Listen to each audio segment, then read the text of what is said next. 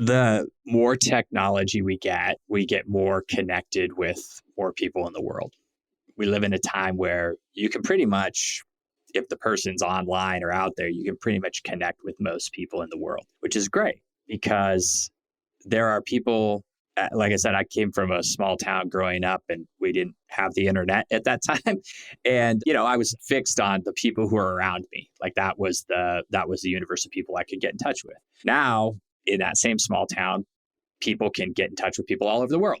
And I live in a bigger city now, but we can get in touch with people everywhere, right? I mean, you're in North Carolina, I'm in Denver. Here we are having this conversation, which is great. It's good. But the skills or the parts of networking that are effective are the skills we're getting worse at with the rise in technology. So the more connected we are technologically, the less connected we are as human beings because we are outsourcing our humanness to the technology. We're letting the technology try to be human for us, and it's not ever going to be human for us. The idea of job security is outdated as a landline. If you haven't been in a search for a while, it's probable you will at some point, by choice or not. Most executives admit to staying way too long or sense what's coming and justify staying anyway. Here, there's another reason. The faulty belief that navigating to what's next will inevitably be worse and has to suck. Screw that. Lauren Greif has spent a lifetime in corporate and executive search, calling bullshit on stale career advice that most still use. This is Career Blast in a Half, the career podcast for executives ready to cut past outdated career advice to fuel your outcomes now. So let's go. Well, hello. I am so fired up today. The reason why I'm excited is because I'm not an introvert, but our guest today is. I'm actually an ambivert, which means I could, I guess I'm a hybrid. And one of the things that comes up, I think, at least a couple times a week is when I'm talking to prospects or clients, they have this disclaimer and they say, but I don't know. I mean, I don't want to go on LinkedIn because I'm an introvert. I don't want to be networking because I'm an introvert.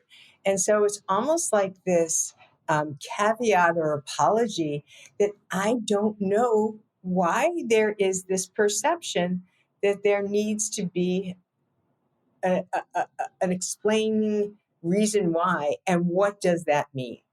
So our guest today, Greg Roche, is somebody that you may know. He's on LinkedIn. He is also known as the Introverted Networker. And I love that because there is no apology there.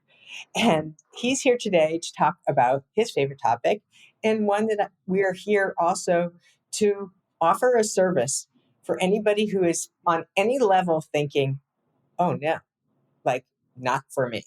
Welcome, Greg. And please, Thanks. give it to us straight, right? Give it to us straight. Like, where did this whole idea that there was like some kind of one down position that people need to buy into as an introvert and as it comes to networking?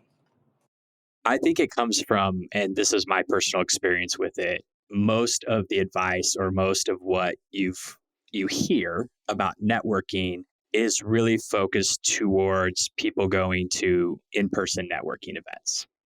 And I certainly believed that for most of my life. I heard the term networking. I grew up in a small town, one high school. I didn't really need to network when I was younger, and most people in their teens don't need to network. But I didn't even see my parents network. Like, networking was a thing that people who sold real estate did, or people who had businesses went to networking events, and I didn't have that experience. And so it was very much in my brain.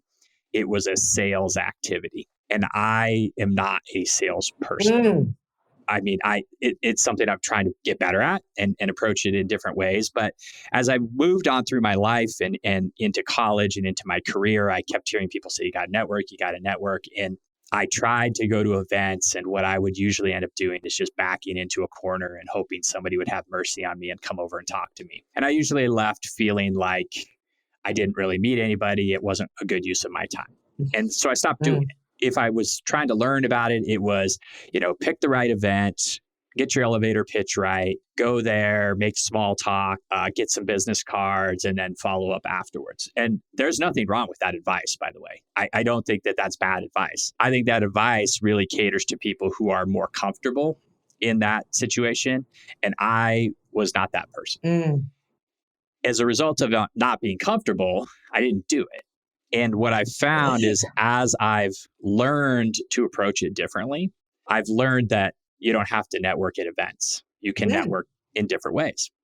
And as I did that, I found more and more people who had similar feelings that I felt in terms of going to networking events and just, if they went, they just didn't feel like it was a good use of their time. That's why I sort of started the newsletter and started talking about this on LinkedIn and wrote my book. Was I had figured out through necessity how to connect and grow my network without going to networking events. And I wanted to share how to do that with people because I knew there were a lot of other people who were asking me. Over time, they would say things to me like, you seem like you're pretty well connected, but I mean, you never go to networking events. So how are you doing this? So I started showing people, started teaching people, started writing about it, started trying to find ways to share this. And I continually come across people who will say things like, I just don't like networking. It just doesn't work for me. So that's how I kind of started this whole idea of the introverted networker. Because again, the networking advice that's out there isn't wrong. It's not bad. It just doesn't work for a good portion of the population. And I think that's why, as you were saying, people use that I'm an introvert sort of as a crutch. What they're saying is that advice doesn't make me comfortable. It's probably not going to work for me. So I don't want to do it. Because that's how I felt. The thought of it, like if I was thinking, I got to go to this networking event, and I still, and I do go to networking events, not very many. I do go, but I have to have very specific sort of parameters around it. And after I do it, I know for the next day or so, I'm going to be peopled out. Right. I got to go away, let the social battery recharge and sort of get ready to deal with people again. So again, I think when you hear people say that, they're just like, you're telling me this is what I need to do to network or how I need to get out there. That sounds terrible. I'd rather have dental work than do some of that stuff. And, again, that's kind of what I experienced and tried to figure out, okay, there's got to be a different way to do this. This can't be the only way, which is sort of what I focus on trying to tell people on a daily, weekly basis. So in this process, right, we know about the hidden job market. We know that the concept of ageism is alive and kicking. We know that the two together start to create a different kind of career transition experience, because pressing the button, as you said right before we started, it's not going to give you a lot of success. And that can be also very draining and in many cases demoralizing. So what is the one myth about networking that you wish every executive over 40 would just 86, put out to pasture, whatever, like goodbye? And what's the one truth that you would have them replace it with? I would say the most common objection or the most common struggle people have when I talk to them about networking is they say, I don't have time. And so the myth is that networking has to take this huge amount of time out of your day or your week. And this goes back to that advice I was just talking about, and that what I described in terms of what you do when people think they have to go to networking events. You have to figure out what event you're going to go to. Sometimes you have to register, then you have to get ready to go, right? You're not just probably going to show up in whatever you were already wearing. I mean, unless you're coming from work, but you got to get ready to go.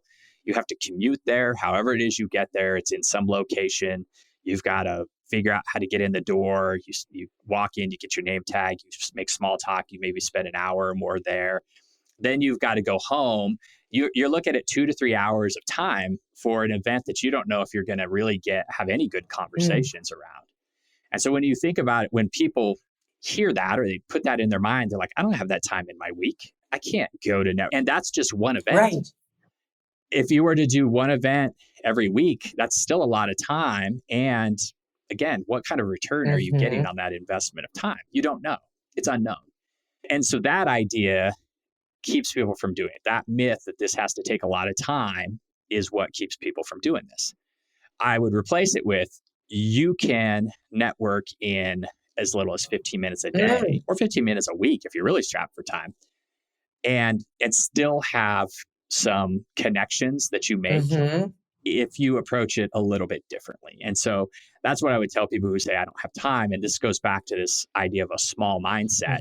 And we were talking a little bit about this. Nobody really wants to have a small mindset. But what I mean by that is it's predicated on the idea of tiny habits or atomic habits, whether you like James Clear or BJ Fogg, whoever you want to read.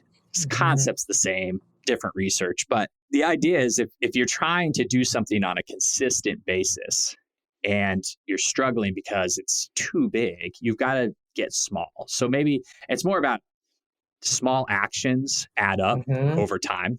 That consistency of small actions adds up. So instead of saying, I've got to connect with 10 people this week, if you're on a job search, right, and you're out there and you're like, I got to connect with people, I got to network, I got to find 10 people, that tends to feel kind of overwhelming, right? That becomes a big project in and of itself. But if you said, today I'm just going to connect with one person, I'm going to send one person who I used to work with a note and say, hey, it's been a long time since we talked, would love to get back in touch. How are things going with you? It's a really small thing. I mean, if you think about that, that can take less than 15 minutes. Now, you can't just do it one time, right? You're going to have to continue to do these small actions over time. So that's kind of like the small mindset has to go with the consistency mindset. You can act small, but if you do it consistently, it adds up. But I think that's one of the big things that I would say people have to change their framework or their mindset around that, so that they understand I can build networking into my daily or weekly habits. And it's something that I do all the time on an ongoing basis once it becomes a habit. And then you start to have those conversations that are really beneficial, those conversations that connect you with someone, those conversations that lead someone to introduce you to somebody new. And that's where your network grows. And then you're not waiting for the event. You can network all the time. And if you're overwhelmed and it's stressing you out, do a little less. If you've got time, do a little more. You take control of the whole networking process when you take it out of this arena of networking events and you do it a little bit differently. When I asked you before the beginning of the show, like, set me straight here, right? Greg, is networking on the rise or on the decline? You had a really extremely astute way of putting this together, because I say this because that rhetoric or that trope about you need to network, it's just like, I mean, I've heard it my whole life too. And what it comes with not only is a lot of obligation, but also this idea that, you have to do this. It's a mandate, it's a requirement. And I do agree with that. But at the same time, it's loaded with a lot of expectation and this feeling that if you don't do it, you're screwed, man. And so I'm wondering, given the fact that people are becoming increasingly more aware of how ineffective the applicant tracking systems are, especially with AI, just like, like taking over. Where is the acceptance and or resistance within that spectrum? The more technology we get more connected with more people in the world. We live in a time where you can pretty much, if the person's online or out there, you can pretty much connect with most people in the world, which is great because there are people, like I said, I came from a small town growing up and we didn't have the internet at that time. And, I was fixed on the people who are around me. Like that was the universe of people I could get in touch with. Now, in that same small town, people can get in touch with people all over the world. And I live in a bigger city now, but we can get in touch with people everywhere, right? I mean, you're in North Carolina, I'm in Denver. Here we are having this conversation, which is great. It's good. But the skills or the parts of networking that are effective are the skills we're getting worse Oh, at with the rise in you technology. just like, The more connected we are technologically, the less connected we are as human beings because we are outsourcing our humanness to the technology. We're letting the technology try to be human for us, and it's not ever going to be human for us. it's so sad. I mean, can you please like put some parameters on what are we getting worse at? What's the real thing? I mean, you said humanness, but I need a little more than that, right? What does Yeah. that mean? Okay. So, broadly speaking, you think about every social media platform is, and think about your friends. And again, take this out of sort of a business context, but just think about your friends that you follow on Facebook or Instagram or LinkedIn or any other platform that you're on. You see their posts all the time. And you, whether you mean to or not, you say, I know what's going on in Greg's life because he posts it, he puts it on social media. But are you getting in touch and talking to Greg and going, what's really going on in your life? What's the story behind the social media posts? How are you actually Mm. doing? What's going on? Because nobody posts the real stuff. We post what is the best version of ourselves. And so, because of that, we're not having conversations. So, the main skill we're getting worse at is actual conversations with people. And this can be in your personal life and in professional life. I see this in workplaces all the Can time. we just call this intimacy and not in like the sexual way, of course? Like Sure. Yeah. intimate, Yeah. like real, Yeah. like get to Yeah. the Exactly. real deal, the raw, the thing, right? Yeah. Because a lot Yeah. of that superficiality is, I think, also a contributor to feeling like that small talk is networking. hmm Yeah. And Sure. some of it is, of course. Some of it is because in that moment you're assessing, is this somebody else I need to talk more to get to a deeper Exactly. level of intimacy and conversation? And I, kind of equate it to, you start having conversations with people as you start talking to them. If you're really getting to know them better, you're going to start to build a level of trust with that person. Now, it may not be, I fully trust this person, but trust starts to build a little bit of time. And once you start to trust each other, then you are in a relationship, professional relationship in this case, and you can start to help each other. And to me, that's Hmm. networking, right? That's what networking really is. It's about relationships that you build. And I kind of, call it your like personal professional community. It's your, it's personal to you. It's your group of professional connections Hmm. that create the community that you're in that allows you to help and get help. Hmm. And when you're doing that and you have that, that's when the opportunities start to come for you. At the same time, being in a community doesn't mean you're just going to be taking all the time. It means you're going to be giving, and usually giving first. Totally. But going back to your question, I think within this, that mindset of listening, which is a key part of a conversation, is what we're getting worse at. Mm. We're getting worse at listening. I am blowing the lid off of our best kept secret, our 30-day blast program. Yeah, you heard it. 30 days. We have seen so much success for this program that past clients have landed in that 30 days and increased their compensation 40, 50, 60, 70, 80, over 100%. Now, not everybody lands and earns that much in 30 days, but my point is it prepares you. And in 30 days, if you're not out of there with a changed mindset and changed, clear and simple ways to be able to navigate the market this year, then we'll gladly refund your misery and you can go back to applying now. Check out the link below for the next 30-day blast, and we would love to have you there because we live for your success, and that's what's really important. See you then. Aren't introverts better listeners? Yes, that is generally the concept, right? Is that introverts are better at listening. And when you frame networking as you should be listening to the other person, then It's using your strength to become a better Oh, networker. And so that's the thing with, I think with introverts, is if they think about this as not, I'm going to have to talk the whole time, but go into it and go, I'm going to listen and ask more questions and approach this with curiosity, then it suddenly becomes way easier, because you're not thinking like, what do I have to say about myself? I don't really like talking about myself, but I do like listening. I like hearing other people talk. I like, asking questions and sort of processing it. Then you go, wow, I don't even have to right.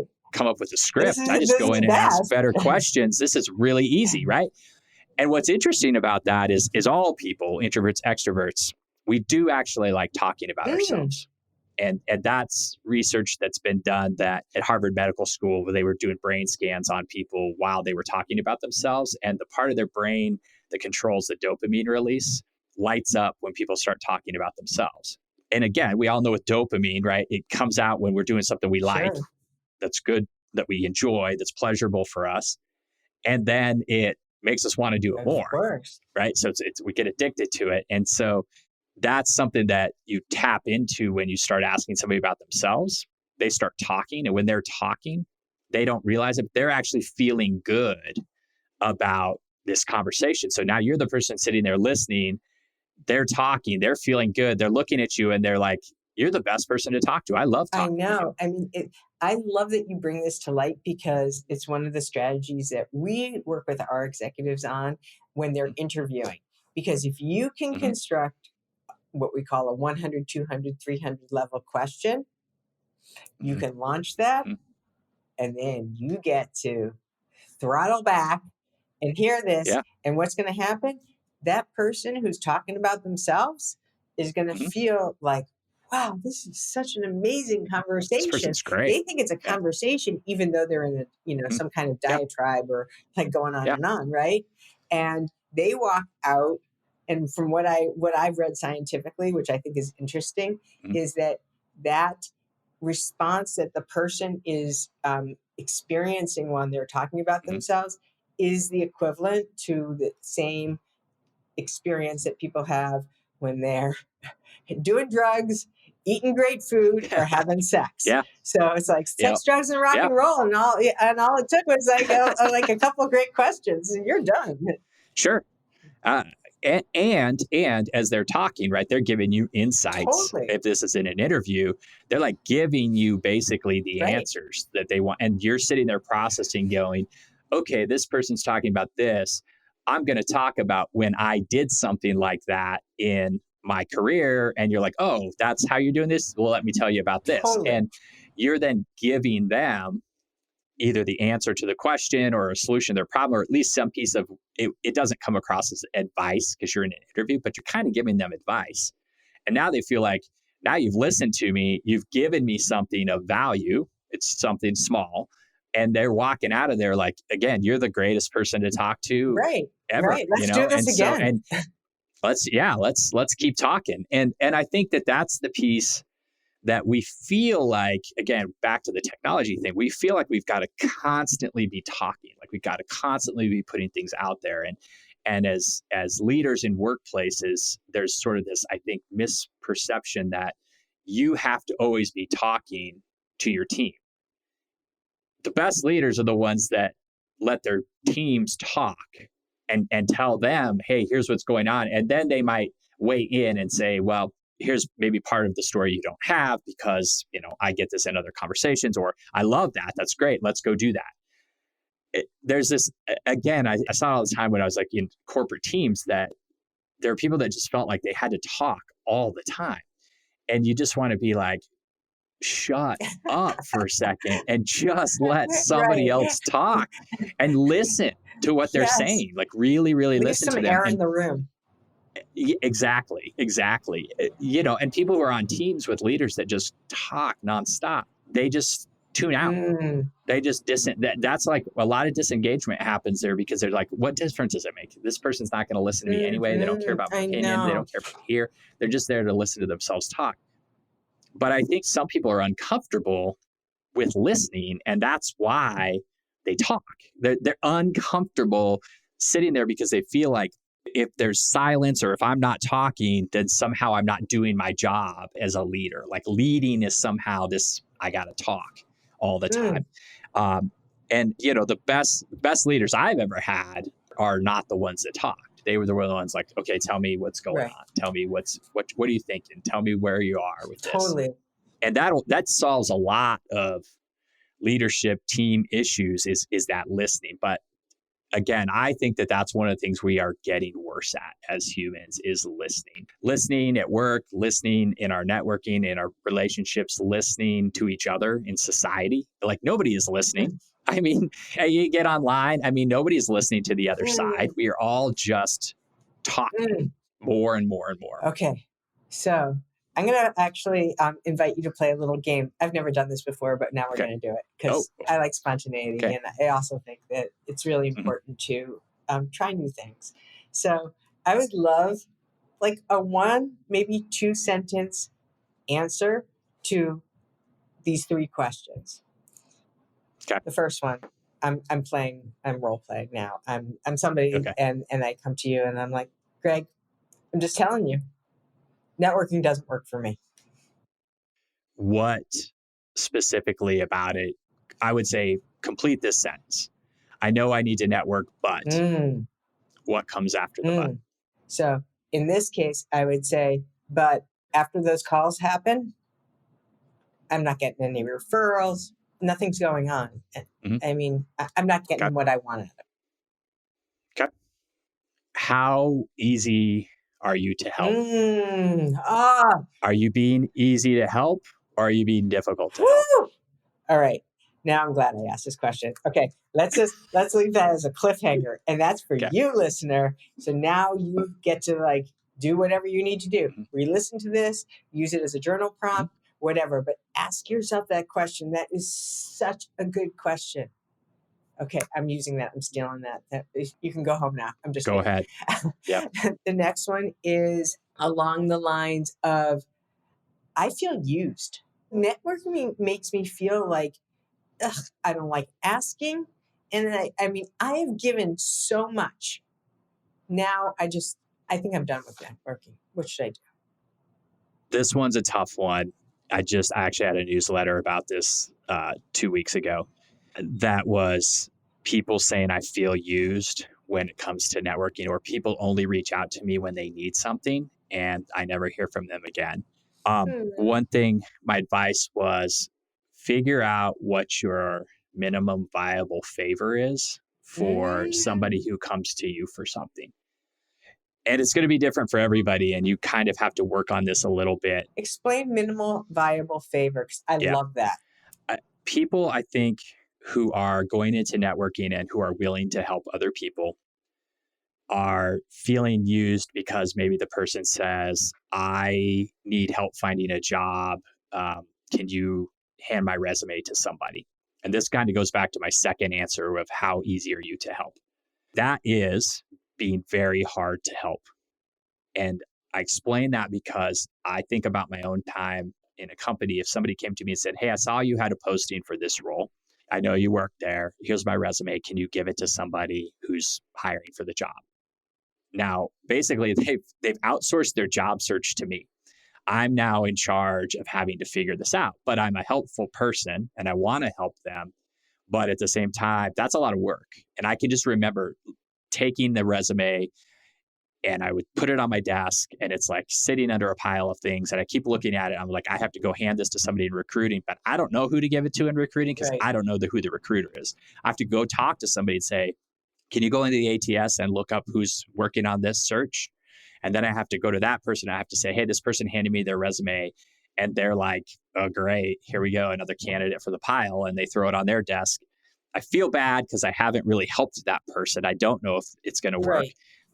You can tell them that you passed it off, but it's not necessarily but I didn't really do anything. You didn't usher it.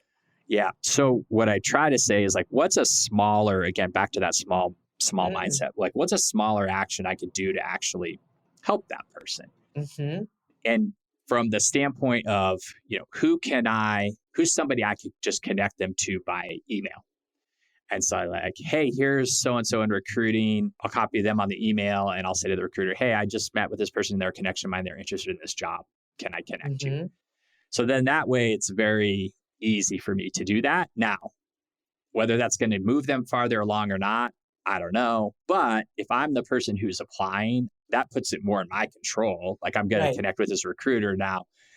If the recruiter's not following up, I can follow up with them. I can try to figure it out and go there. And is the recruiter going to be happy with me? I don't know, but probably. I mean, recruiters are like, they like referrals. They like to know, Well, they hey, like the shortcut. This is somebody who might be good. And I trust Greg because I know Greg. And, Of course. So when we get back to minimum viable favor, it works both ways, right? So in my second answer, how easy are you to help? What I mean is you should be so easy to help that it's impossible for somebody to say no to you. And doing that is like, here's the exact companies I'm interested in. So you use your target company list. Who do you know that you could just send an email and connect me with at one of those companies? I always tell people to do that if they're looking for a job for a lot of reasons, right? The target company list gets you focused on. Make yourself easy to help. I love that. Giving somebody your target company list is way easier than giving them your resume. Because now I'm sitting here looking at this and I go, oh, I know somebody here, somebody here, somebody here that I can connect them with. And I can do that and connect them. And I feel like I've helped them. In a substantial way, right? Like, I'm sure you get this all the time. People are like, oh, I see you're connected. It's like, yeah, in a meaningful way, right? Right. And it gets them closer to what they're looking for. It makes me feel good about helping them without me spending a ton of time doing it.